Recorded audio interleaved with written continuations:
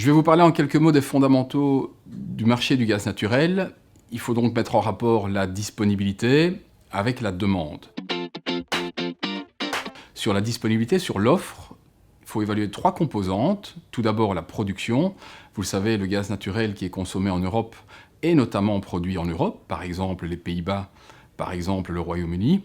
Mais comme ces pays ont annoncé des diminutions de production, on va chercher le gaz naturel de plus en plus loin.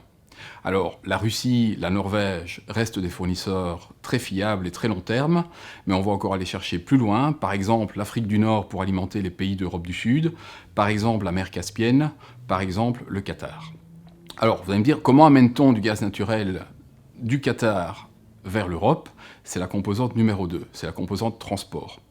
Tout d'abord, l'Europe est relativement bien interconnectée. Il y a tout un maillage de réseaux de pipeline haute pression. Le gaz circule à environ 90 bars. Et il faut savoir que la Belgique est vraiment au carrefour des flux gaziers et joue donc un rôle prédominant dans la sécurité d'approvisionnement nord-ouest européenne.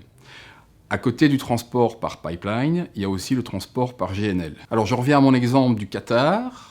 Comment amène-t-on du gaz naturel depuis le Qatar, qui est situé à plusieurs milliers de kilomètres de la Belgique? En fait, on le liquéfie. Donc ça veut dire qu'on passe de la voie gazeuse à la forme liquide, et ce faisant, le gaz va occuper un volume 600 fois moins important, ce qui permet de le transporter par bateau.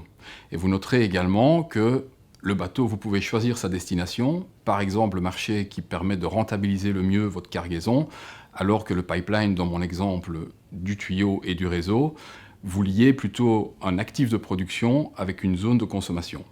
Donc retenez simplement que le GNL amène beaucoup plus de flexibilité aux producteurs. Troisième composante de l'offre, le stockage. C'est un outil commercial vraiment très puissant, très important, dont l'essentiel est en fait de stocker plutôt en été un gaz plutôt bon marché et de soutirer, d'émettre sur le réseau ce que vous avez stocké en été plutôt en hiver, plutôt quand le gaz est cher. Mais il y a plein d'exceptions à ce que je viens de dire, et d'ailleurs les dernières années ont complètement démenti cette théorie. Évoquons maintenant ensemble les clients, c'est-à-dire la demande.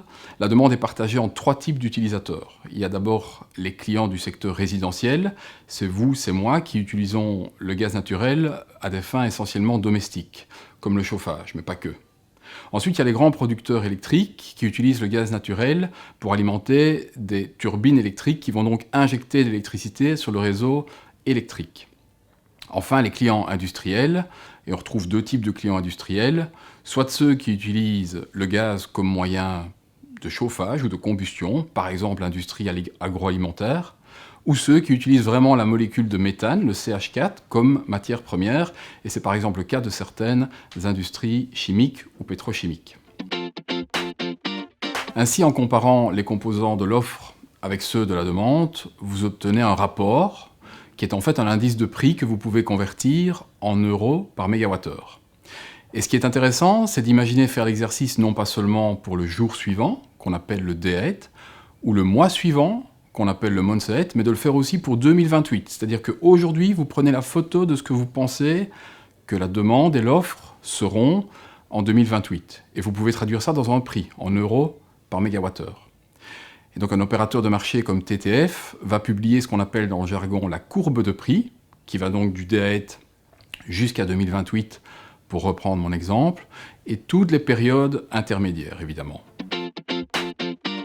J'attire aussi votre attention sur le fait que l'exercice de comparaison entre l'offre et la demande, en fonction de l'actualité réglementaire, en fonction de l'actualité géopolitique, et aussi un peu en fonction de la subjectivité, peut donner des résultats très variables, très différents d'un jour à l'autre. C'est ce qu'on appelle la volatilité. Cette volatilité, c'est une variance qui peut littéralement décupler les prix sur une période très limitée. Ainsi, à l'été 2020, le gaz valait 5 € du mégawattheure, et on est au-delà de 55 € du mégawattheure en cette sortie d'été 2021. Il convient donc de suivre de particulièrement près l'actualité sur les marchés de l'énergie et de régulièrement consulter les publications des prix à terme.